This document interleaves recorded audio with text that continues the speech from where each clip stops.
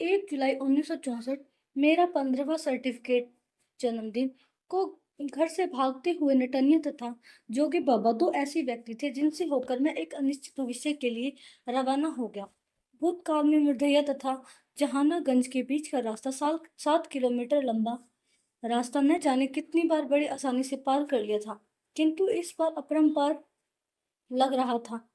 जब जहानागंज पहुंचा तो देखा सवारियों से भरे एक एक्के पर खड़ा एक्के वान चिल्ला चिल्लाकर बोल रहा था, एक सवारी आजमगढ़ सिधारी, एक सवारी आजमगढ़ सिधारी।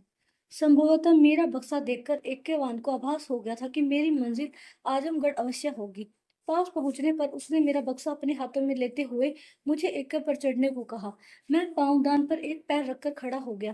दूसरे पैर के लिए कोई जगह नहीं थी। बैठने का तो सवाल ही नहीं था।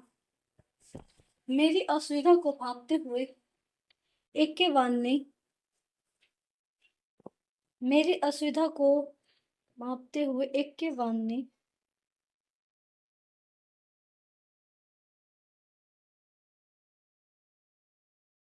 पे है पब एक्केवान बड़ी सहजता से कहने लगा कि घबराने की बात नहीं है। चंडेसर पहुंचते ही जगह खाली हो जाएगी, फिर आजमगढ़ तक मस्ती ही मस्ती। इसका अर्थ यह था कि जहानगंज और आजमगढ़ के बीच का रास्ता खड़े खड़े नापना होगा। इस भगोड़े यात्री ने साबित कर दिया कि ज्ञान प्राप्त करना कोई आसान काम नहीं है। एका के पीछे एक पांव के सहारे पाव पर खड़े खड़े उस यात्रा से धराधाई होने का खतरा हमेशा मौजूद था। सबसे ज्यादा व्याग्र करने वाली बात यह थी कि एक्के पर बैठे सारे लोग मुझे निरंतर घूर घूर कर देखते जा रहे थे।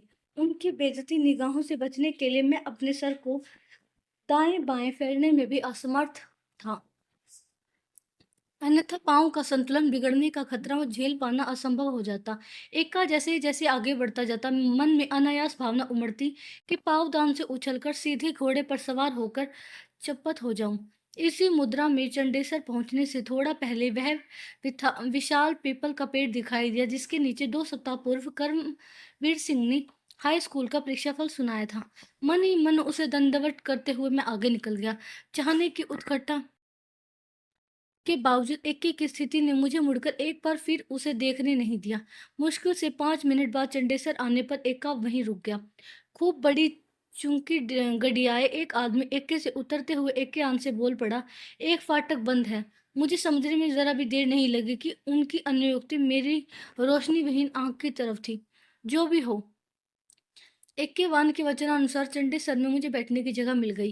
धरवारे मोड़ होते 1 घंटे के भीतर एक्का आजमगढ़ को घेरे टोंस नदी के किनारे से सिधारी नामक स्थान पर रुक गया। सामने सिधारी का पुल था। उन दिनों पुल के आर पार स्थित आजमगढ़ शहर में एक्कों का प्रवेश वर्जित था, इसलिए सारे एक्के सिधारी पर ही रुक जाते थे।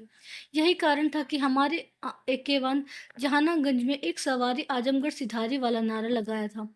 एक्के से उतरते ही नदी के उस पर आजमगढ़ का सिधारी बिजली घर दिखाई दिया, जहां अनगिनत खंभों पर अटकी गोल गोल घिरियों से गुजरते बिजली के जिंदा तारों को छूते ही साकार बना देने वाले मृत्यु की कल्पना दिमाग में कौंध गई। अभी यह सब सोच ही रहा था कि सिधारी के पुल को छूने वाली सड़क पर बिछी छोटी रेल लाइन की पटरियों के आर पार वाले फाटक बंद हो गए। कुछ ही पलों में मोमनाथ भजन तथा थागंज के बीच सर पर दौड़ लगाने वाली अंग्रेजों के जमाने की कोयले से चलने वाली रेलगाड़ी बेहद शोर मचाती हुई मेरे सामने से गुजर गई। जीवन में पहली बार रेलगाड़ी का मेरी आंखों से होकर गुजरना स्वाभाविक रूप से कुतूहल पैदा करने वाला था। हजार कल्पनाएं जाग उठी। उन्हीं में एक कल्पना यह थी कि रेल इंजन के आविष्कारक जेम्स वाट इसी गाड़ी में बैठे अगले स्टेशन यानी पलहनी पर अवश्य उतर गए होंगे। प्रथम दृष्टा रेलगाड़ी बड़ी मनमोहनी लगी थी। वह बार बार सामने से गुजरे ऐसे ख्याल सताने लगा। इन्हीं ख्यालों के बीच में एक रिक्शे में बैठकर दलित हॉस्टल तलाशने मातबरगंज के लिए रवाना हो गया। जो ही पुल से टोंस नदी का पानी मुझे दिखाई दिया, बचपन से ही रटे रटाई रामचरितमानस के अयोध्या कांड की यह पंक्ति, तमसा तीर की इसी टीस नदी को पुराने जमाने में तमसा कहा जाता था, जिसके किनारे वनवास के लिए जाते हुए मिथकीय राम ने पहला दिन बिताया था। यह सब सोच ही रहा था कि रिक्शे की तेज रफ्तार के चलते तमसा नदी का किनारा मेरी आंखों से ओझल हो गया, किंतु उसकी तलहटी में धोबियों द्वारा पाटा पर कपड़े की पछाड़ने की ध्वनि कुछ पलों तक सुनाई देती रही। इस तरह मैंने पहली बार आजमगढ़ नगर में प्रवेश किया। इस संदर्भ में उल्लेखनीय बात यह है कि महान बौद्ध भिक्षु सारिपुत्रा की मृत्यु के बाद एक परंपरा के अनुसार उनका चीवर श्रावस्ती में गौतम बुद्ध के सामने प्रस्तुत किया गया। तो उन्होंने तत्काल उनकी थालिन थालिन थालीनता का वर्णन करते हुए कहा था, जिस तरह कोई चांडाल लटियाए हुए बालों के साथ कंधे पर सिर को झुकाए पलकों को नम किए नगर में प्रवेश करे, वैसे ही सारिपुत्रा चलता था। बुद्ध ने अपने तत्काल समकालीन जिस चांडाल का वर्णन किया था, मेरी स्थिति उससे जरा भी भिन्न नहीं थी। भिन्नता सिर्फ इतनी थी कि उनका चांडाल पैदल था, कचहरी से गुजरा और मैंने देखा कि कचहरी के पीछे एक छोटी किंतु अत्यंत स्तंभ भीड़ खड़ी थी और एक बंजारा काली लुंगी पहने बड़े नाटकी लहजे में मर्दानगी का वर्णन करते हुए किसी जानवर का छोटा सा कंकाल सबको दिखा रहा था, साथ ही डमरू बजाता जा रहा था। इस विषय पर कुछ और सुनता कि इससे पहले रिक्शा आजमगढ़ के कुख्यात पोस्टमार्टम हाउस से गुजर गया। वहां 3 बैलगाड़ियों पर कत्ल की गई अलग अलग लाशें लदी हुई थी। जाहिर है बड़े सामंतों में इन पर अपनी असली मर्दानगी दिखा दी थी। रिक्शे वाले ने मुझसे कहा कि साहब, यहाँ रोज रोज 8-10 कत्ल होते हैं, किंतु कत्लियों का कुछ नहीं बिगड़ता क्योंकि वे सभी बड़े बड़े जमींदारों के बेटे होते हैं। इस बीच मातबरगंज का तिहारा आ गया, जहाँ शंकर भगवान की लगी मूर्ति से पानी की बौछार उछल रही थी। बिल्कुल मिथ्या गंगा का दृश्य था। वहीं से रिक्शा वाला बाएं मुड़ा और पलक झपकते ही उस खड़पेल किंतु बड़ी इमारत के दरवाजे पर रिक्शा रोक दिया। दरवाजे के ऊपर एक छोटा सा टिन का बोर्ड लगा हुआ था, जिस पर लिखा था अंबेडकर छात्रावास। मैंने अपने जीवन में पहली बार अंबेडकर का नाम सुना था, पढ़ा या सुना था। राम खेलावन मामा जो इसी छात्रावास में रहते थे, उन्होंने भी अंबेडकर के बदले हरिजन छात्रावास मुझे बताया था। बोर्ड पर नाम पढ़ते ही मुझे लगा कि यह आजमगढ़ शहर का कोई व्यक्ति होगा जिसने दलितों के लिए छात्रावास बनाया होगा। इन्हीं विचारों के साथ मैंने अंबेडकर छात्रावास में प्रवेश किया, जहां राम खेलावन मामा मेरे इंतजार में बैठे थे। मामा ने कहा कि आज आराम करूं और कल यानी 2 जुलाई 1964 को डीएवी कॉलेज जाकर 11वें दर्जे में नाम लिखा लूं। उस दिन शाम को मामा ने मेरी हाई स्कूल की मार्कशीट अटेस्ट कराने के लिए आजमगढ़ के प्रसिद्ध कम्युनिस्ट नेता तेज बहादुर सिंह के पास ले गए, जो उस समय विधान परिषद के सदस्य थे और मातबरगंज में ही रहते थे। उनका मकान शंकर जी की मूर्ति वाले तिराहे के ठीक सामने वंश गोपाल लाल की दुकान का ऊपरी हिस्सा था। स्मरण रहे कि वही तेज बहादुर सिंह थे जिन्होंने 1942 के भारत छोड़ो आंदोलन के दौरान मेरे ननिहाल वाला तरवा का थाना फूंक दिया था। मार्कशीट अटेस्ट करने के बाद उन्होंने मुझे मिलते रहने के लिए कहा। तेज बहादुर सिंह पहले ऐसे नेता थे जिनसे व्यक्तिगत रूप से मेरी मुलाकात हुई। इसका परिणाम यह हुआ कि मेरा मार्क्सवादी प्रभाव में आना लगभग पक्का हो गया। दूसरे दिन डीएवी कॉलेज में मेरा दाखिला हो गया और 2-4 दिनों बाद कक्षा शुरू हो गई। इस कॉलेज में शीघ्र ही आश्चर्यचकित करने वाली बात यह लगी कि दोपहर के बाद चलने वाली कक्षाओं में अनेक अध्यापक सफेद कमीज पर खाकी हाफ पैंट पहनकर आते थे। अनेक छात्र भी वैसे ही आते। 5 बजे छुट्टी का घंटा बजते ही ये सभी कॉलेज के प्रांगण में लगने वाली आरएसएस राष्ट्रीय स्वयंसेवक संघ की शाखा में शामिल हो जाते थे। इस तरह शुरू हो जाती थी हिंदुत्व की उग्रवादी पाठशाला। धीरे धीरे पता चलने लगा कि आजमगढ़ का यह डीएवी कॉलेज संपूर्ण रूप से आरएसएस के अधीन था। यद्यपि मैं इससे पहले आरएसएस के बारे में कुछ भी नहीं जानता था, किंतु उससे जुड़े लोग कॉलेज के अंदर जिस तरह पेश आते थे, उससे मेरे अंदर घृणा का भाव बढ़ने लगा।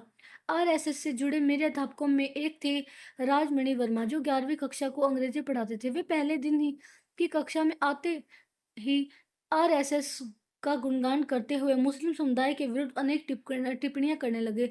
इस कड़ी में उन्होंने यह भी बताया कि मौनाथ भंजन में किसी मुसलमान ने रामायण के विरुद्ध कुछ बोल दिया था, जिसके चलते उसे हिंदुओं ने जलाकर मार डाला था। उन्होंने यह तो नहीं बताया कि यह घटना कब की है, किंतु इसे सुनते ही मैं अवाक रह गया था। संयोगवश हमारी कक्षा में कोई मुसलमान छात्र नहीं था। इसका कारण साफ था कि इस कॉलेज में मुसलमान बहुत डरते थे, इसलिए कोई इसमें पढ़ने नहीं आता था।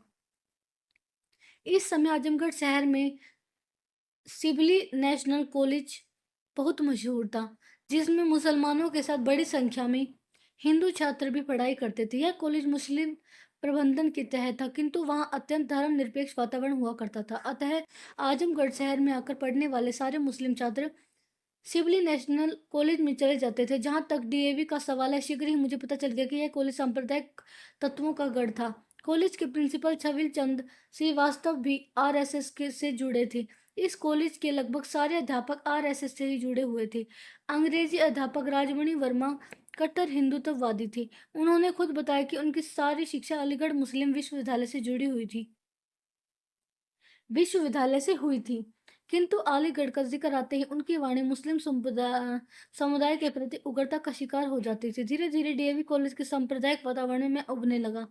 कॉलेज में परेड करती आरएसएस की शाखाओं से होकर रास्ते में गुजरते हुए मैं अत्यंत भयभीत हो जाता था।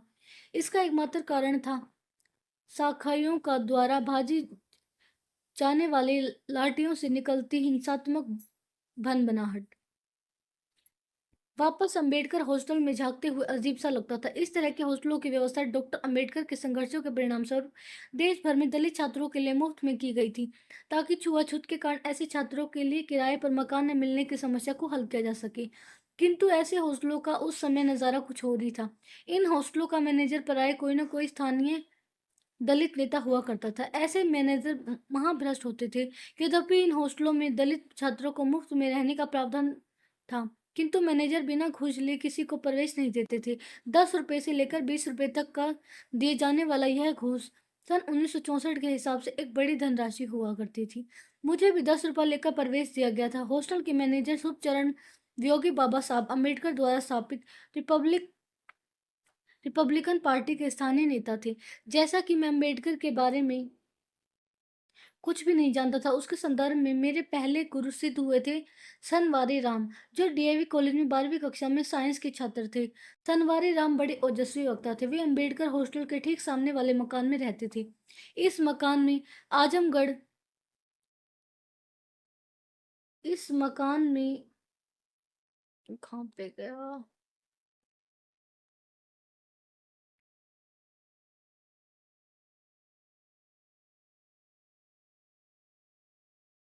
इस मकान में आजमगढ़ डाक तार विभाग विभाग के मैनेजर रामनाथ किराए पर रहते थे। रामनाथ जी तार बाबू के नाम से जाने जाते थे। तार बाबू की पत्नी प्राइमरी स्कूल की अध्यापिका थी।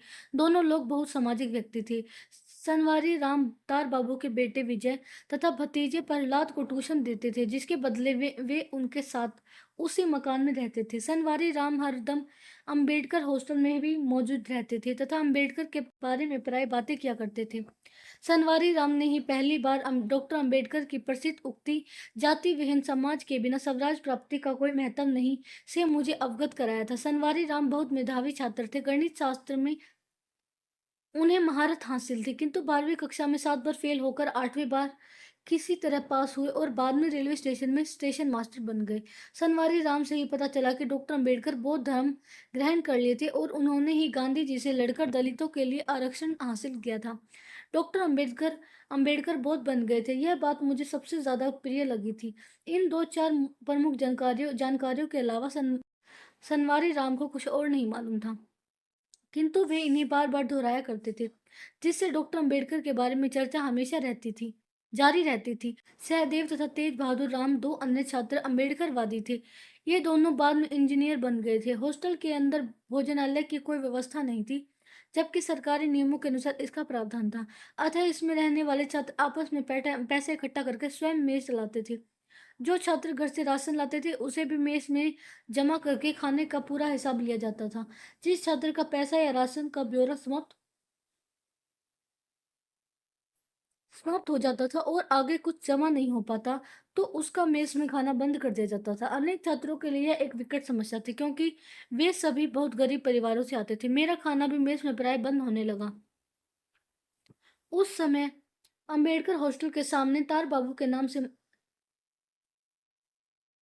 के नाम से मशहूर की दुकान के मालिक थे दुक्कू, इसलिए उनके नाम से पकौड़ी का नाम जुड़ गया था। दुक्कू जाति से तेली थे और वे स्वयं पालथी मारकर खोलती तेल की कढ़ाई के पास बैठकर बड़े पोने से पकौड़ी छाना करते थे।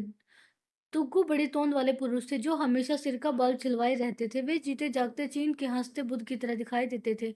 वे कई प्रकार की पकौड़ियों के बीच मीट भी पकाया करते थे। उनका पकाया हर माल बहुत स्वादिष्ट हुआ करता था। उनकी दुकान के ठीक बगल में आजमगढ़ का सबसे बड़ा ताड़ी खाना था, जहां आधी रात सुपरहिट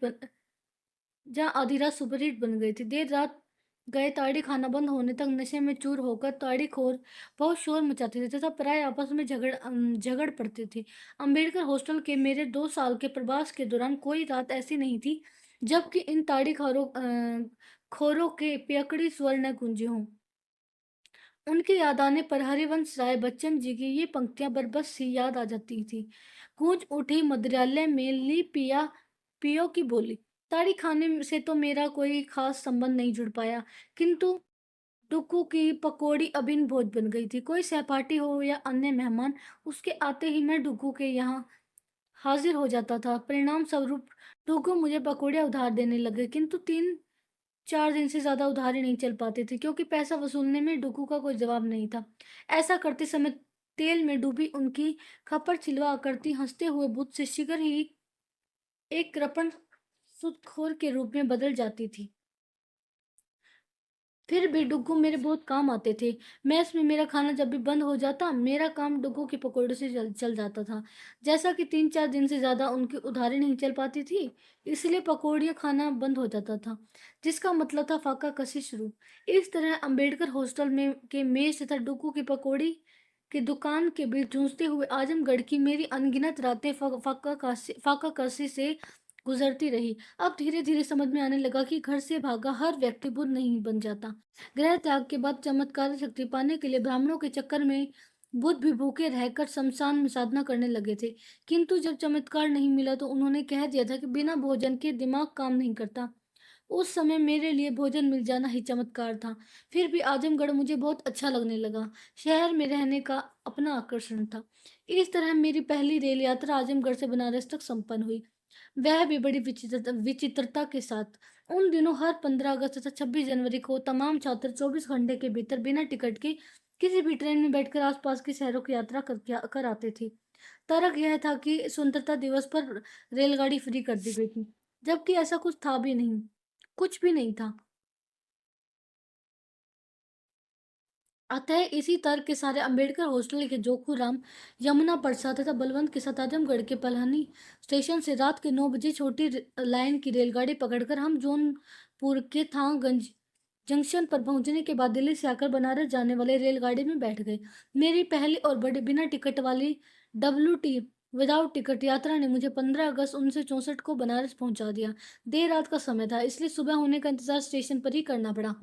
रेल यात्रा का कुतूहल सिर पर सवार हो चुका था। यात्रा के दौरान रोचक बात यह थी कि रेलगाड़ी में या उसके आसपास किसी रेलकर्मी को देखते ही तमाम छात्र नारे लगाना शुरू कर देते थे। नारों में शामिल था 15 अगस्त जिंदाबाद तथा महात्मा गांधी जिंदाबाद आदि। इन्हीं नारों से गूंजती हुई हमारी गाड़ी बनारस तक पहुंची थी। इस यात्रा में एक दिलचस्प घटना थी। हमारे साथ शराब के नशे में चूर एक यात्री का सफर। वह अपनी संपन्नता के बारे में खूब मारता जा रहा था। सभी सहयात्री उसकी नशा प्रभावित तोतली जबान का खूब मजाक लेने लगे थे। बनारस पहुंचने से कोई 15 मिनट पहले वह अपने पैरों का मोजा निकालकर उसे झकझोरने लगा। मोजे में से 100-100 रुपए के 5 नोट छिटक कर डिब्बे के फर्श पर गिर गए। वहां खड़े एक आदमी ने उन्हें उठा लिया, किंतु शराबी उन्हें देख नहीं पाया। वह इधर उधर नोटों को ढूंढता रहा। शीघ्र ही उसका नशा उतरने लगा। गाड़ी की रफ्तार धीमी हो चुकी थी और हम बनारस जंक्शन पर हाजिर हो गए। इस बीच हमारे सहयात्री यमुना प्रसाद उस आदमी के पीछे पड़ गए जिसने नोट को उठा लिया था। यमुना प्रसाद उसे पुलिस का हवाला देकर धमकाते हुए कहने लगे कि उन रुपयों को गिरते हुए उन्होंने भी देखा था, इसलिए उसमें उनका भी हिस्सा है। उस आदमी ने डरकर उन रुपयों में से 200 रुपये यमुना प्रसाद को दे दिए। अब सभी भोचक यमुना प्रसाद को देखते रह गए। जाहिर है उस जमाने में 500 रुपया एक बड़ी रकम थी और 200 रुपये में तो मेरा साल भर का खर्चा ही निकल जाता था। मेरे मन में यह बात उठती थी कि मैं भी पुलिस के हवाले से यमुना प्रसाद को धमकाकर कुछ ऐंठ लूं, किंतु वैसा नहीं कर पाया। आखिरकार यमुना प्रसाद अंबेडकर हॉस्टल के सहपाठी जो ठहरे। स्टेशन पर रात बीत जाने के बाद हम चारों साथियों ने तय किया कि सभी लोग अलग अलग स्वतंत्र स्वतंत्र होकर शहर का भ्रमण करेंगे। मेरे अंदर सबसे बड़ी हलचल थी पहले बनारस की गंगा, फिर काशी विश्वनाथ तथा बनारस हिंदू यूनिवर्सिटी को देखने की। रिक्शे वाले से पूछते पूछते पैदल ही मैं दशा में घाट के स्थित गंगा के किनारे पहुंच गया। बरसात का दिन था। इसलिए गंगा मीलों तक चेड़ी होकर उफन रही थी। मेरे सामने बस पानी ही पानी था। एक स्थान पर इतना पानी मैंने पहली बार देखा था। 10वां मेघ घाट की पक्की सीढ़ियां देखकर भौचक रह गया था। उन दिनों बनारस की गंगा में बड़ी संख्या में डॉल्फिन मछलियां पाई जाती थी और वे अक्सर पानी में धड़ाम धड़ाम उछलती कूदती दिखाई देती थी। स्थानीय लोग उन्हें सोंस कहते थे। 10वां मेघ घाट खड़े हो मैंने भी अनेक सोंसों की कुदान को देखा। उस समय तक मैंने डॉल्फिन का नाम नहीं सुना था, इसलिए सोंस से बहुत डर लगता था। गांव के लोगों से सुना था कि सोंस आदमी को निगल जाते हैं, अतः मेरी आंखों के सामने बड़ा डरावना दृश्य था। किंतु गंगा के बारे में अनेक किंवदंतियां जागृत हो गई। सबसे बड़ी किंवदंती यह थी कि गंगा में नहा लेने से जीवन के सारे पाप धुल जाते हैं। मैं चाहते हुए भी गंगा में सोंसों से के डर से नहीं नहा पाया। मैं घाट की सीढ़ियों पर उछलते पानी में पैर धोकर ही संतुष्ट हो गया था। अनेक गेरुआधारी साधुओं को वहां नहाते जरूर देखा था। करीब घंटे भर खड़ा होकर गंगा का नजारा देखता रहा। कल्पना में वह बार बार मुझे शंकर की जटा में समाती ही नजर आ रही थी। वहां से हटने का जी ही नहीं करता था, किंतु 24 घंटे के भीतर रेलगाड़ी से डब्ल्यूटी वापस चल जाने की मजबूरी मुझे वहां से पास ही स्थित काशी विश्वनाथ के सुनहरे गुंबद वाले मंदिर के भीतर ले गई। मंदिर में प्रवेश करते हुए मैं बहुत भयभीत हो गया। सुन रखा था कि बनारस के पंडित बहुत खूंखार होते हैं, अतः अपना जातीय ज्ञान बहुत डराने लगा था। इसलिए शीघ्र ही भक्ति भावना में शिवलिंग का दर्शन कर मंदिर से बाहर आ गया। फिर पूछते पूछते मैं बीएचयू की तरफ चल पड़ा। वहां से बीएचयू 4 किलोमीटर दूर था। कोदोलिया से दक्षिण जाने वाली सड़क पर चलते हुए मदनपुरा, सोनारपुरा, बदेनी, अस्सी तथा लंका होते हुए जब मैं भी बीएचयू गेट पर पहुंचा तो उन उसका भव्य मुखी की मूर्ति थी। मुख्य द्वार द्वार देखकर दंग रह गया। सामने विश्वविद्यालय के संस्थापक मदन मोहन मालवीय की मूर्ति थी। मुख्य द्वार के अंदर स्थित प्राकटर ऑफिस के सामने रखे एक शाम पट पर लिखी सूचना में कहा गया था कि आज बीएचयू तथा चंडीगढ़ विश्वविद्यालय के बीच स्टेडियम में हॉकी मैच होगा। वहां से गुजरते घड़ी पहने व्यक्ति ने पूछने पर बताया कि दोपहर का 1:30 बजा है। मैच 2 बजे शुरू होने वाला है। इस मैच को देखने की मेरी उत्सुकता हद से ज्यादा बढ़ गई थी, अतः पूछते पूछते मैं भी बीएचयू के एफटी थिएटर स्थित स्टेडियम पहुंच गई। यह मैच मेरे लिए ऐतिहासिक सिद्ध हुआ। छात्रों से भरी भीड़ स्टेडियम में डफली तथा घंटा बजा बजाकर नारा लगा रही थी। बीएचयू का टेम्पो हाई है। बार बार दोहराया जाने वाला यह नारा मुझे अत्यंत मोहक लगता था। यह मैच भी बीएचयू की टीम हार गई, जिसमें मुझे बहुत दुख हुआ था। स्टेडियम की चक्राधार सीढ़ियों पर जहां मैं बैठा था, मेरे ठीक बगल में बीएचयू लो कॉलेज के एक विद्यार्थी तपसी राम बैठकर मैच देख रहे थे। मैं उनसे उनके लिए अज्ञात था, किंतु मेरा रूप रंग देखकर उन्होंने भाप लिया कि मैं बीएचयू का छात्र नहीं हूँ। उन्होंने मुझसे पूछ लिया कि मैं कहाँ से आया हूँ। मैंने घबराते उन्हें बताया कि आजमगढ़ से 15 अगस्त का फायदा उठाकर डब्ल्यू टी बनारस देखने आया हूँ। उन्होंने हंसते हुए पूछ लिया, बिरादर हवा का? बिरादर शब्द सुनकर मुझे बहुत अच्छा लगा और समझ गया कि प्रश्नकर्ता भी दलित है। उत्तर में जब मैंने हाँ हाँ कह दिया तो तपसी राम ने अपना परिचय देते हुए कहा कि वे आजमगढ़ के रहने वाले हैं। जिलाबाद हम दोनों पर हावी हो गया। वे तुरंत मुझे अपने बिड़ला हॉस्टल ले गए जहाँ उनका निवास था। रास्ते में Sanskrit college, arts college, science college आदि की इमारतें से भी मुझे परिचित कराते रहे। मंदिर की शक्ल में बनी इमारतों को देखकर मैं बहुत प्रभावित हुआ था। मैंने मन ही मन प्रण कर लिया कि हर हालत में मैं भी भविष्य में इसी विश्वविद्यालय में पढ़ाई करूंगा। सकुचाते हुए मैंने तपसी राम से कहा कि मैं भविष्य में यहाँ पढ़ना चाहता हूँ, किंतु घर से भागा हुआ हूँ, इसलिए सब कुछ अपने बल पर करना है। तपसी राम ने आश्वस्त करते हुए मुझसे कहा कि पहले इंटर पास कीजिए, फिर देखा जाएगा। बिरला हॉस्टल में गुलाब जामुन तथा चाय से स्वागत के बाद तपसी राम ने बीएचयू के अंदर नवनिर्मित विशाल विश्वनाथ मंदिर दिखाया। वहां प्रथम मंजिल पर कुछ भक्तजन भजन भजन गा रहे थे। एक दृष्टिहीन व्यक्ति अत्यंत शास्त्रीय स्वर में मीराबाई का पग घुंघरू बांधी मीरा नाची रे को गा रहा था। इस मंदिर की दीवारों पर भगवत गीता के सारे श्लोक लिखे हुए थे। अन्य देवी देवताओं के साथ मंदिर की दीवार के एक हिस्से पर गुरु रविदास का चित्र बना हुआ था, जिसे देखकर मैं बहुत प्रभावित हुआ था। अब शाम हो चली चली थी। बड़े बड़े पेड़ों वाली सड़कों के आर पार झलकती गेरुआ रंग की बनारस हिंदू यूनिवर्सिटी ने मुझे बैरागी सा बना दिया था। छोड़कर जाने का मन नहीं कर रहा था, किंतु WT वापस चले जाने की व्यवस्था ने मुझे तापसी राम से विदा लेकर शीघ्र ही रेलवे स्टेशन पहुंचा दिया।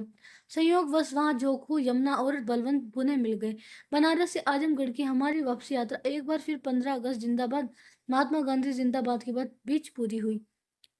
रास्ते भर मेरी कल्पना में गंगा बहती रही, उसमें सोच उछलते रहे और बनारस हिंदू यूनिवर्सिटी ललचा ललचाकर निराश करती रही। 15 अगस्त 1964 की पहली रेल यात्रा, वह भी बिल्कुल मुफ्त, ने मुझे बनारस तो घुमा दिया, किंतु BHU का आकर्षण अत्यंत दुखदायी साबित होने लगा। तब श्री राम एक आशा की किरण के रूप में जरूर दिखाई देते थे। हरदम बस यही धुनसुआर थी कि इंटर पास करते ही BHU या धमकूं। 24 घंटे के अंदर ही अंबेडकर हॉस्टल आते ही जीवन यापन की सारी समस्याएं मौलिक रूप में पुनः खड़ी हो गई। सबसे विकट समस्या थी अंबेडकर हॉस्टल को लेकर दो कथित मैनेजरों से लड़ाई। जैसा कि हॉस्टल के मैनेजर शुभचरण योग्य थे, किंतु आजमगढ़ के प्रसिद्ध दलित नेता रामधन, जो उस समय एक वकील थे, ने हॉस्टल पर अपना अधिकार करने के लिए कानूनी प्रक्रिया द्वारा दावा ठोक दिया था, जिस कारण हॉस्टल की मात्र 300 रुपये मासिक मिलने वाली सरकारी सहायता बंद हो गई। उस समय मेडिकल हॉस्टल की पूरी इमारत मात्र 50 रुपये मासिक किराए पर ली गई थी।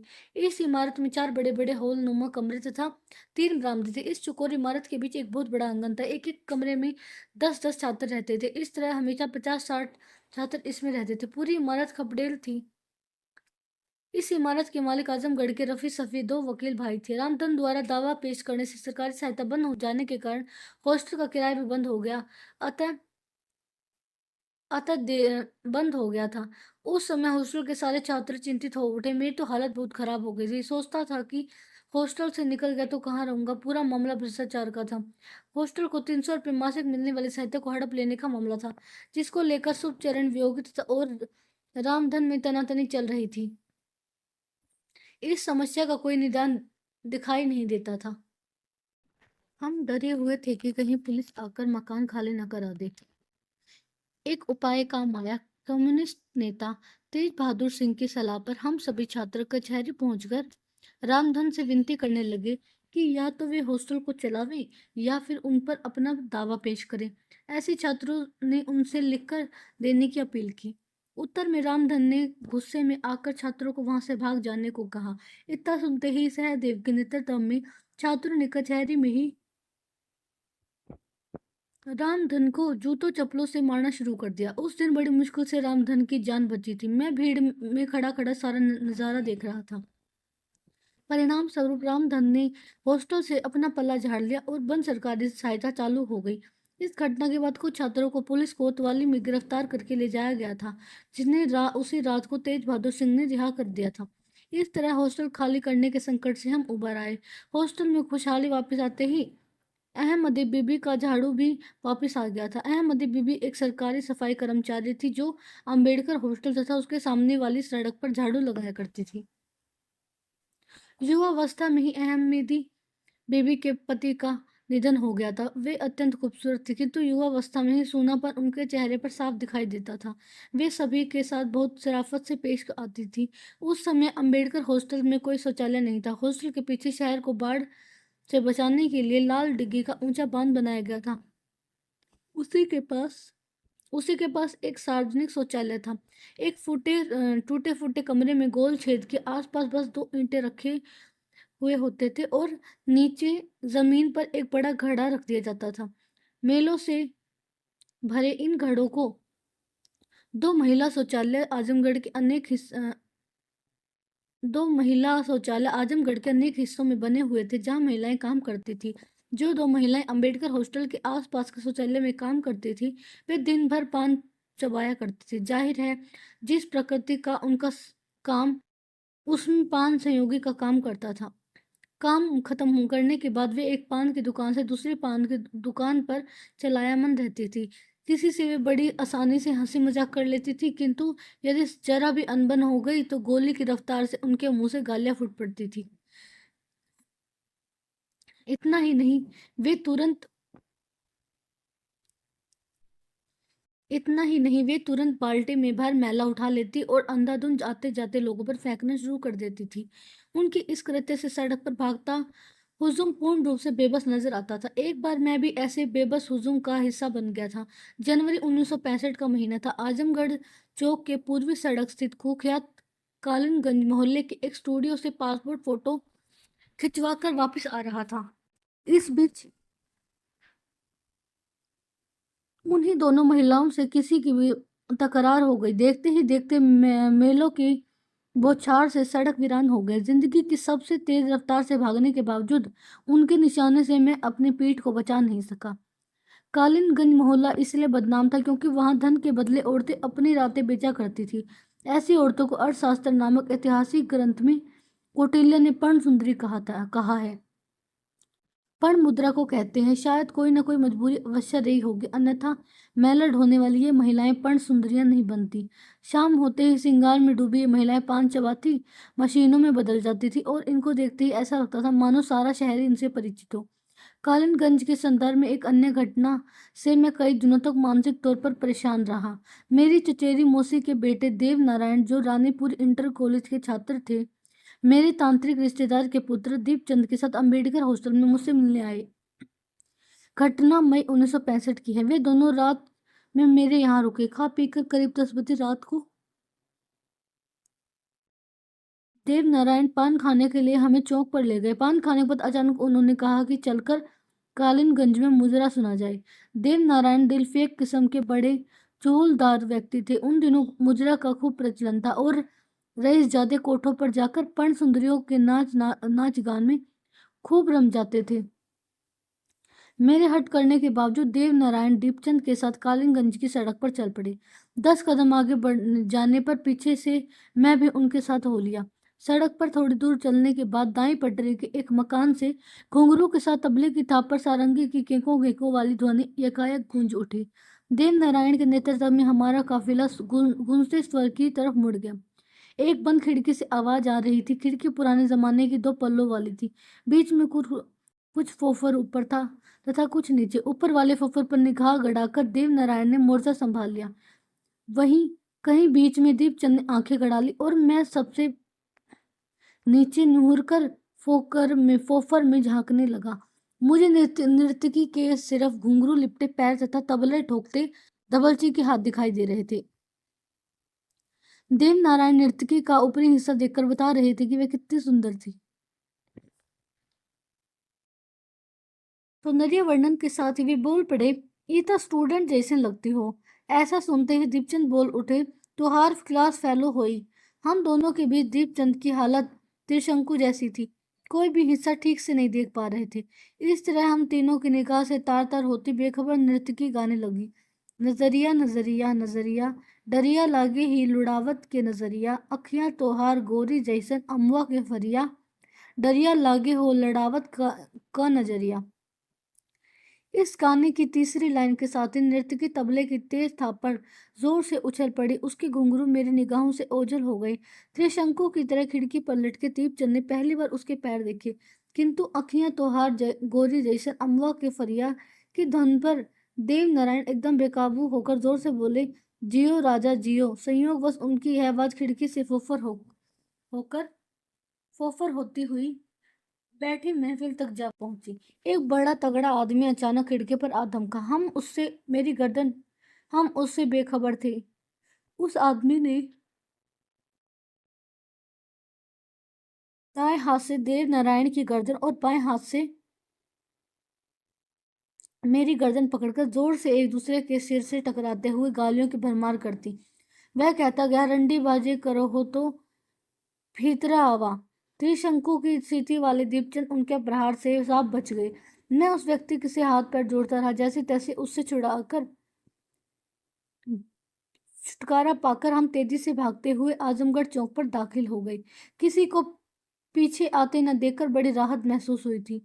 चौक पर पहुंचकर मैं देव नारायण पर बरस पड़ा। जवाब में वे सिर्फ हंसते रहे और कहने लगे, ई कुल का मजा लेवे का चाहिए। 40-50 साल बाद सोची के देखबा तब बड़ा मजा आई। इस घटना से तत्काल मैं कई दिनों तक मानसिक परेशानी से जूझता रहा, किंतु 45 साल बाद इसे सोचकर देव नारायण को बिल्कुल सही पाया। कालीनगंज के संदर्भ में विनय पटक में वर्णित भद्रवर्गीय कथा याद आती है। गौतम बुद्ध सारनाथ में प्रथम उपदेश देने के कुछ दिन बाद उरुबेला यानी बोधगया को वापस लौटा रहे थे। रास्ते में एक सघन सघन जंगल था। वहीं बुद्ध एक पेड़ के नीचे बैठ गए। अचानक वहां से 30 व्यक्तियों का एक झुंड गुजरा। विचित्रा बुद्ध को देखकर इन व्यक्तियों ने उनसे पूछ लिया कि क्या उन्होंने उधर से गुजरती किसी औरत को देखा है। बुद्ध ने उनसे पूरा विवरण पूछा। इन 30 ने बताया कि वे अपनी पत्नियों के साथ मनोरंजन के लिए इस वन खंड में आए हैं, किंतु उनमें से एक बिना पत्नी का था, इसलिए उसके लिए एक वेश्या लाई गई थी। उन्होंने आगे बताया कि जब वे सभी शराब के नशे में इधर उधर घूम रहे थे, वह वेश्या सारे आभूषण आदि लेकर कहीं चपत हो गई। अतः वे उसी स्त्री को ढूंढ रहे थे। इस पर बुद्ध ने उन 300 आदमियों से कहा, तुम सभी उस स्त्री को ढूंढना चाहते हो या स्वयं को। बुद्ध के इस दार्शनिक प्रश्न को सुनकर इन 300 व्यक्तियों की संवेदना जाग उठी और वे बुद्ध के उपदेश सुनकर भिक्षु बन गए। बाद में चलकर वे भद्रवर्गीय भिक्षु कहलाए। संभवतः यदि हम तीनों उनके साथ हुए होते तो भद्रवर्गीय भिक्षुओं की श्रेणी में अवश्य आ गए होते। इस घटने के 1 महीने बाद दीपचंद मेरे पास फिर आए। आर्थिक परेशानियों से पढ़ाई छूट जाने की आशंका से मैं हमेशा ही घिरा रहा। आजमगढ़ के कुछ छात्रों से मैंने सुना था कि लोग ईसाई बन जाते हैं। जो लोग ईसाई बन जाते हैं उन्हें चर्च वाले पढ़ाई लिखाई का थ्यूप्लस का नाम लेते थे। उनके अनुसार थ्यूप्लस अपने आरंभिक जीवन में किसी मुसहर के अनाथ बालक थे। अपने बचपन में वे एक दिन आजमगढ़ के मऊ जाने वाली सड़क पर गिरा चोटा चाट रहे थे। इस दौरान उसी सड़क से कोई चर्च का फादर गुजर रहा था। वे इस बालक को अपने साथ ले गए और खूब पढ़ाया लिखाया। बाद में यही बालक आजमगढ़ के सबसे लोकप्रिय कॉलेज का प्रिंसिपल बना। थोप्लस के पीछे जुड़ी इस कहानी से मैं बहुत प्रभावित हुआ और मन ही मन ठान लिया कि मैं भी ईसाई बनूंगा ताकि आगे की पढ़ाई जारी रख सकूं। आजमगढ़ रोडवेज के पास एकमात्र चर्च था। मैं रात में खाना खाने के बाद दीपचंद से ईसाई बनने के इरादे को जाहिर कर दिया और तुरंत चर्च जाने के लिए जिद करने लगा। दीपचंद मुझे समझाते रहे कि मैं ईसाई बनने का इरादा छोड़ दूं, किंतु मैं शंकर की मूर्ति के पास से एक रिक्शा पकड़कर रोडवेज स्थित चर्च के लिए रवाना हो गया। दीपचंद मेरे साथ चश्मदीद के रूप में गए। जब वे रात को करीब 9 बजे चर्च पर पहुंचा तो उसके विशाल लोह फाटक पर बहुत बड़ा ताला लगा हुआ था। रविवार का दिन था। मैं अत्यंत निराश होकर चर्च से लौटा था। यदि उस दिन हल पाते ही अवश्य ईसाई बन गया होता। चर्च के उस बड़े ताले ने मेरी मंजिल बदल दी। दीपचंद उस रात बहुत खुश हुए थे क्योंकि वे अत्यंत हिंदूवादी थे। दूसरे दिन ईसाई न बनने का आश्वासन लेकर वे चंडेसर वापस लौट गए, जहां वे शिक्षारत थे। उधर डीएवी कॉलेज का माहौल ठीक नहीं था। मुझे बार बार पश्चाताप होता कि राम खेलावन मामा ने मुझे कहाँ लाकर फंसा दिया। आरएसएस का हिंदूवादी दर्शन मुझे बेचैन कर देता था। डीएवी के प्रिंसिपल से लेकर चपरासी तक आरएसएस से जुड़े हुए थे। बार बार अम्बेडकर हॉस्टल के मेस में खाना बंद होने और दुक्के की पकौड़ी उधार न मिलने की स्थिति में एकदम घबरा गया था। सिर्फ एक ही सहारा था, दलितों को सरकार से मिलने वाली आवश्यक स्कॉलरशिप, जो 27 रुपये मासिक हुआ करती थी। 27 रुपये की यह धनराशि उस जमाने में मासिक खर्च के लिए पर्याप्त थी, किंतु यह बहुत देर से मिलती थी। करीब 9 महीने बाद मार्च 1965 में पहली बार 6 महीने की स्कॉलरशिप के 162 रुपये मुझे मिले। मैं अत्यंत खुश हुआ। यह हाई स्कूल पास करने वाली से कहीं ज्यादा बड़ी खुशी थी। मैंने सोचा कि आगे भुखमरी का सामना नहीं होगा और पढ़ाई अच्छी तरह रह सकेगी। उस समय मेरी कक्षा में सबसे गहरे दोस्त थे देवराज सिंह। वे बस्ती जिला के रहने वाले थे। वे डीएवी कॉलेज में इसलिए पढ़ने आए थे क्योंकि उनके बड़े भाई आजमगढ़ में सप्लाई ऑफिसर के रूप में नियुक्त थी, अतः वे काफी संपन्न थे। देवराज सिंह अक्सर अपने मेरे अंबेडकर कॉलेज में मुझसे मिलने आते और मैं दुखों के पकौड़े से उनका स्वागत करता था। एक परंपरा के अनुसार लेट मिलने वाले इस स्कॉलरशिप का पूरा ब्यौरा कॉलेज के नोटिस बोर्ड पर लगा दिया जाता था, जिससे सबको पता चल जाता था कि किसको कितने रुपए मिले। जिस दिन मुझे 162 रुपये मिले, उसके ठीक दूसरे दिन देवराज सिंह कॉलेज जाने से थोड़ा पहले अम्बेडकर हॉस्टल गए। हमेशा की तरह उस दिन भी दुक्कू के पकौड़ियों से मैंने उनका स्वागत किया, जिसके बाद हम दोनों मातबरगंज के पास वाले शॉर्टकट रास्ते से डीएवी कॉलेज के लिए रवाना हो गए। कॉलेज से थोड़ा पहले एक एकड़ वाला सुनसान मैदान था। उसी मैदान के बीच से डीएवी कॉलेज के लिए रास्ता गुजरता था। देवराज सिंह बड़े सामान्य ढंग से मुझसे गप लड़ाते चले जा रहे थे। जब उस मैदान के बीच हम पहुंचे तो देवराज प्रश्न पर मुझे अचंभा तो अवश्य हुआ, किंतु कह दिया कि दोस्ती के लिए मैं जान भी दे सकता हूँ। इतना सुनते ही देवराज सिंह अचानक एक रामपुरी छुरी मेरे सीने पर लगाकर कहने लगे, आपके पॉकेट में कल मिले 162 रुपये मौजूद हैं। उनमें से 81 रुपये मुझे दे दीजिए और बाकी से अपना खर्चा चलाइए, अन्यथा दोस्ती के लिए अपना वचन पूरा करने के लिए तैयार हो जाइए, अर्थात जान गंवाने के लिए मैं तैयार हो जाऊं। उनका अचानक परिवर्तित रूप देखकर मैं अत्यंत भयभीत हो गया और अविलंब उन्हें 81 रुपये सौंप दिया। बाकी 5 मिनट का रास्ता हम दोनों ने साथ साथ किंतु पूर्ण रूपेण मौन वृत्ति के रूप में तय किया। ऊपर से एक घनिष्ठ दोस्त और अंदर से उसके उक्त रूप से मैं अत्यंत लज्जित महसूस करने लगा। हमेशा यह सोचकर चिंतित हो जाता कि पता चलने पर लोगों के बीच मुझे कितना शर्मिंदा होना पड़ेगा।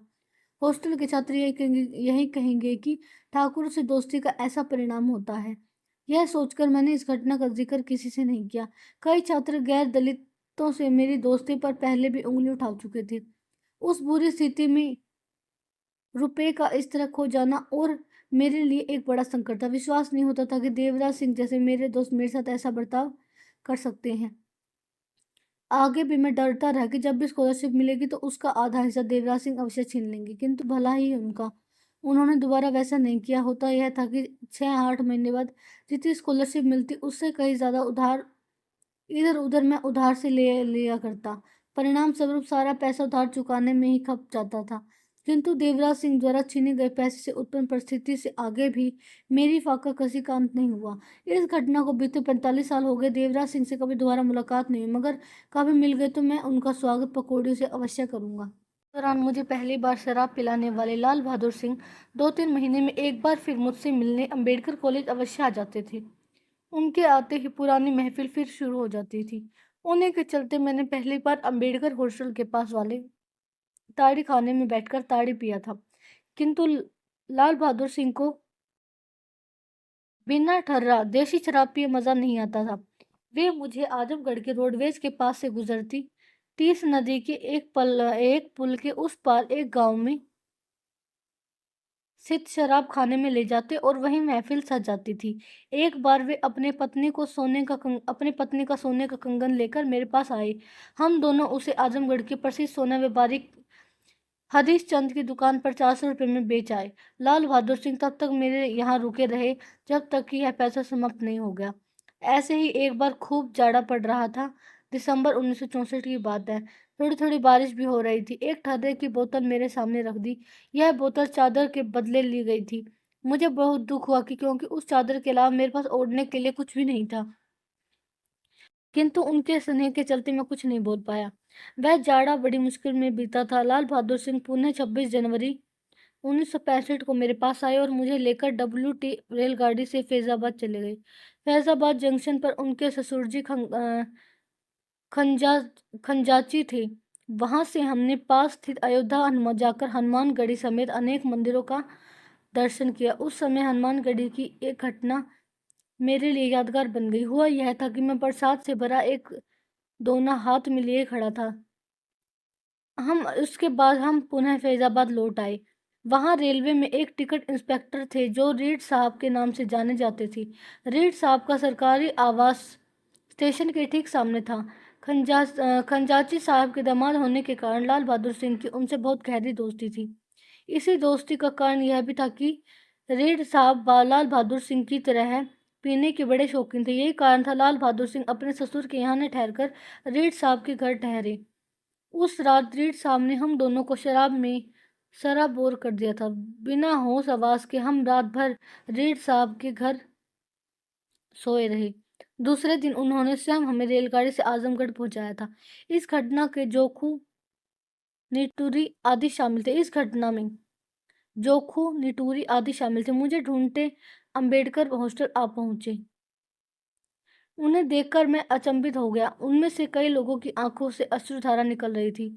उनसे सुनी सबसे ज्यादा चकित करने वाली बात यह थी कि गांव के एक ब्राह्मण वारंट जारी कर दिया था, जिसके चलते वे मेरे पास आए थे। वे रात भर मेरे पास अंबेडकर हॉस्टल में ठहरे और अपने साथ लाई राशन से खाना पकाकर खाए। सुबह मुकदमे की तारीख थी। वे चीटिंग केस को चिकन केस कहते थे। उस समय मैं भी चिकन केस ही कहता था। विजय पांडे हाई स्कूल फेल थे, किंतु टाइपिंग सीखकर वे आजमगढ़ कचहरी में टाइपिंग करने का काम करते थे। टाइप से उन्होंने खूब पैसा कमाया था। गांव के दलित एक बार फिर मजदूरी आदि को लेकर हड़ताल कर दिए थे। अतः उन्हें सीख के लिए विजय पांडे चीटिंग का फर्जी मुकदमा दायर कर दिए। संयोगवश जज के सामने सभी दलित रोने लगे। मैं भी सारा नजारा वहीं खड़ा देख रहा था। दलितों की इस स्वाभाविक किंतु निर्दोष स्थिति पर जज को सच का आभास हो गया था। अतः उसने सबको छोड़ते हुए केस को खारिज कर दिया। ये सारे दलित घर लौटने से पहले मुझे अपने साथ गांव ले जाने की जिद पर बड़ी देर तक कायम रहे। बीच बीच में बीएचयू से तपसी राम की चिट्ठी आती रहती थी और वे मुझे बार बार आश्वस्त करते रहते कि मेरी आगे की पढ़ाई बीएचयू में अवश्य होगी। वे सही मायनों में मेरे लिए एक डूबते को तिनके का सहारा जैसे थे। वे एक बार मुझे अपने लालगंज तहसील के पास वाले गांव में बुलाए थे। मैं 2 दिन उनके गांव में रहा। मेरा उनके घर पर अत्यंत स्वागत हुआ। पहले ही दिन बकरा काटा गया। उन दिनों जिसे बहुत करीबी समझा जाता था उसके लिए बकरा काटा जाता था। तब से राम के पिता कलकत्ता की एक जूट मिल में काम करते थे। घर पर अच्छी खेती बाड़ी होती थी। वे औसतन संपन्न व्यक्ति थे। उनकी उदारता से मैं पूर्ण रूपेण आश्वस्त था कि आगे बीएचयू में एडमिशन अवश्य मिलेगा। जब मैं उनके घर से वापस आजमगढ़ चलने को तैयार हुआ तो उनकी माँ ने मुझे 20 रुपया दिया और उनके पैर छूकर मैं जो ही चलने लगा वे रो पड़ी। साथ में तपसी राम की आंखों में भी आंसू आ गए थे। मैं लालगंज से बनारस से आजमगढ़ जाने वाली बस में बैठकर अंबेडकर हॉस्टल वापस आ गया। तब से राम के गांव से लौटने के बाद बीएचयू में पढ़ाई करने की इच्छा को संभवतः साकार होता देख मैं बहुत खुश रहने लगा था। किंतु मिथकीय त्रिशंकु की तरह आसमान में अपने को लटका भी पा रहा था। इस हर्ष विषाद वाली स्थिति के दौरान समय समय पर भारतीय कम्युनिस्ट पार्टी की ओर ध्यान आकर्षित करती रही। ऐसे जुलूसों का नेतृत्व स्वतंत्रता सेनानी जय करते थे। इन जुलूसों में आजमगढ़ के हजारों मजदूर किसान शामिल होते थे। सारे लोग लाल झंडा लेकर कचहरी की तरफ मार्च करते हुए नारा लगाते, 3 पान का राशन है, बड़ा निकम्मा शासन है। सन 1964-65 में लगाए जाने वाला यह नारा एक बड़ी महंगाई की तरफ इशारा करता था। किंतु यदि आज 3 पाव का राशन बिकने लगे तो तब तो सही मायने में समाजवादी कहा जाएगा। मैं कम्युनिस्ट पार्टी के इन जुलूसों को आजमगढ़ में जब भी देखता, अंबेडकर हॉस्टल से निकलकर शंकर भीड़ को देखकर रो पड़ता था। रोने का कारण अज्ञात होता था, किंतु हर बार मेरी ऐसी ही स्वाभाविक प्रवृत्ति निर्मित हो जाती थी। सन 1965 की गर्मी आते आते भारत पाकिस्तान का दूसरा युद्ध शुरू हो गया। आजमगढ़ में अफवाहों का बाजार भड़क उठा। डीएवी कॉलेज तो इन अफवाहों की फैक्ट्री में तब्दील हो गया। आरएसएस का तंत्र इससे अच्छा अवसर कहाँ पा सकता था। उसके सांप्रदायिक अभियान को इस युद्ध से बहुत बल मिला था।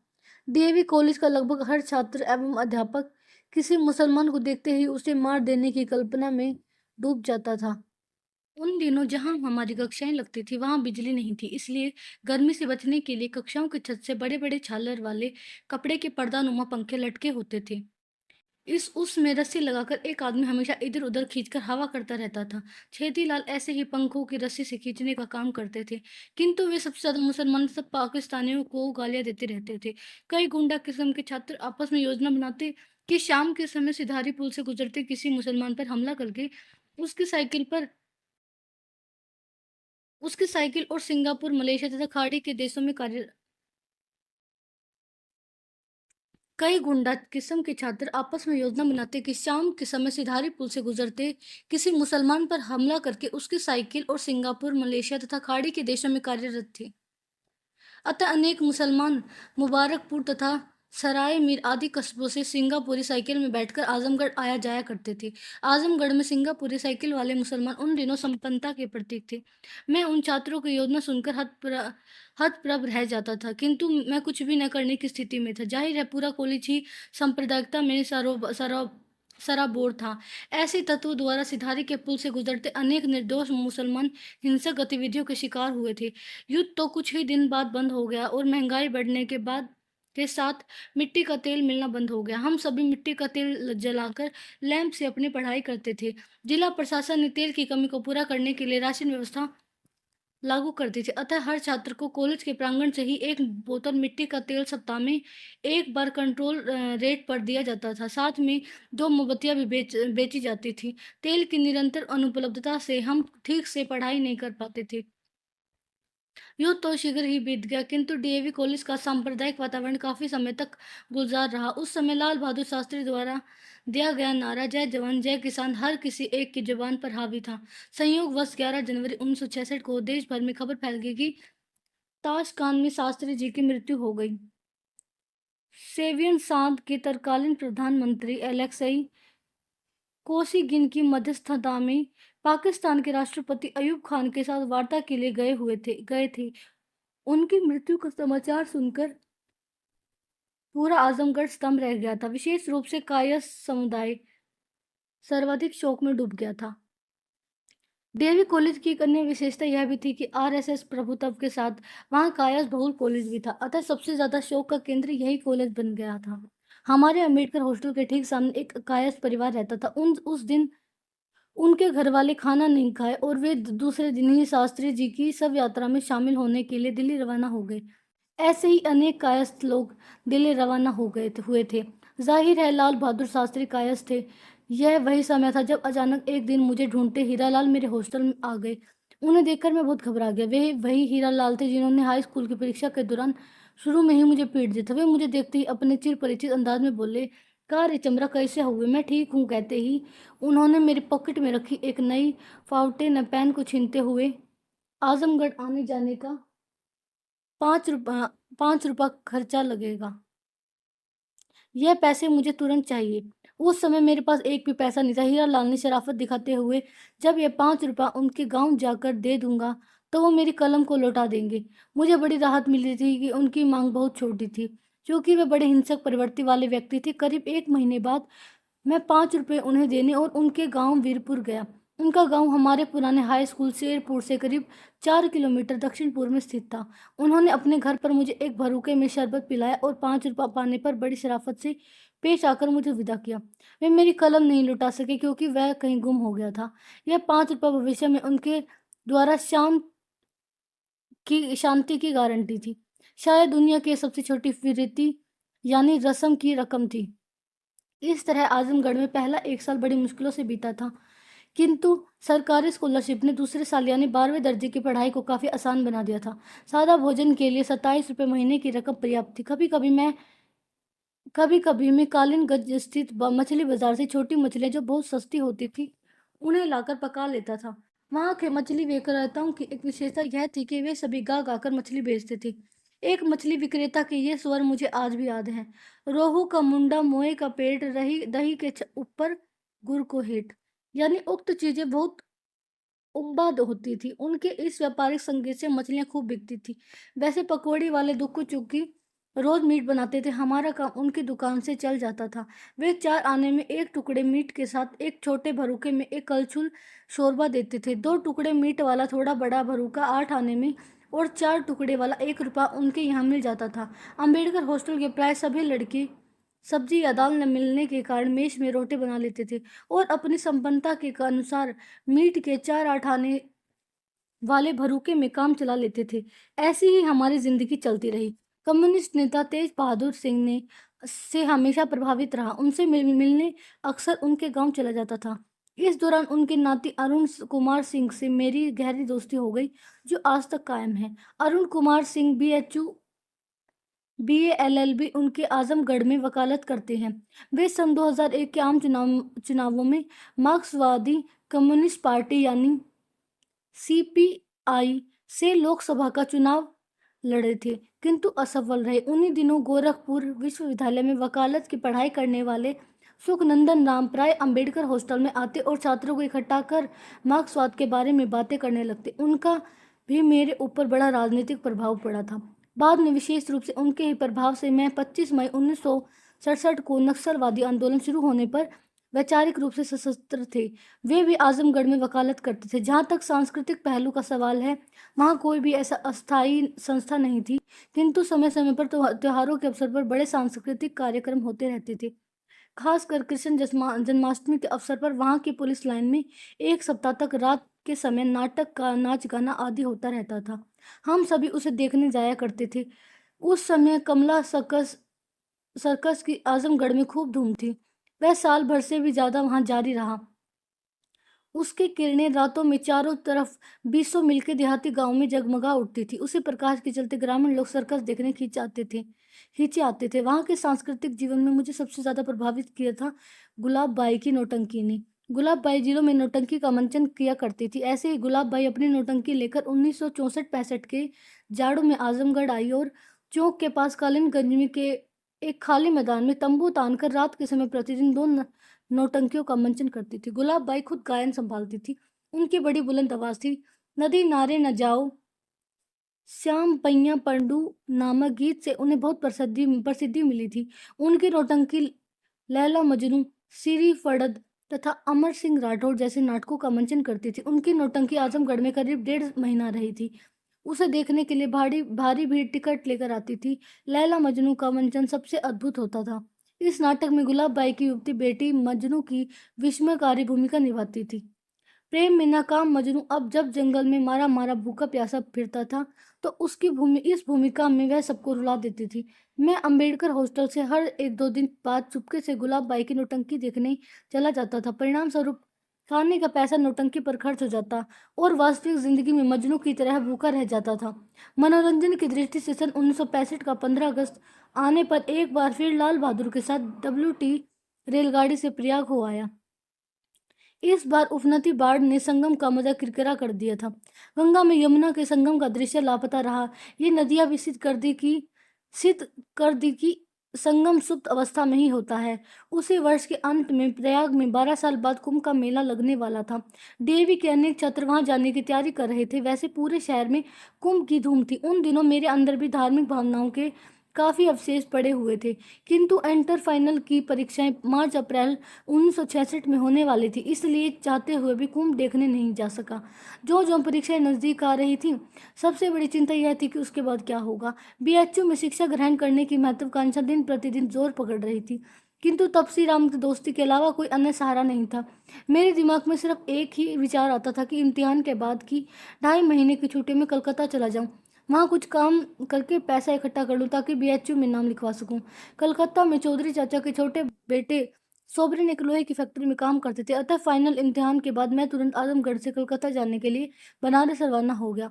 रोडवेज पर बनारस वाली बस पकड़ने के लिए अम्बेडकर हॉस्टल से रिक्शा पकड़कर जब कचहरी से गुजरा, तो पूरा नज़ारा वैसा ही था जैसे कि तब जब मैंने प्रथम बार घर से भागकर इस नगर में प्रवेश किया था। यकायक नौजवानी पुनर्वापसी के नुस्खे बताने वाले के डमरू की ध्वनि एक बार फिर गूंज उठी।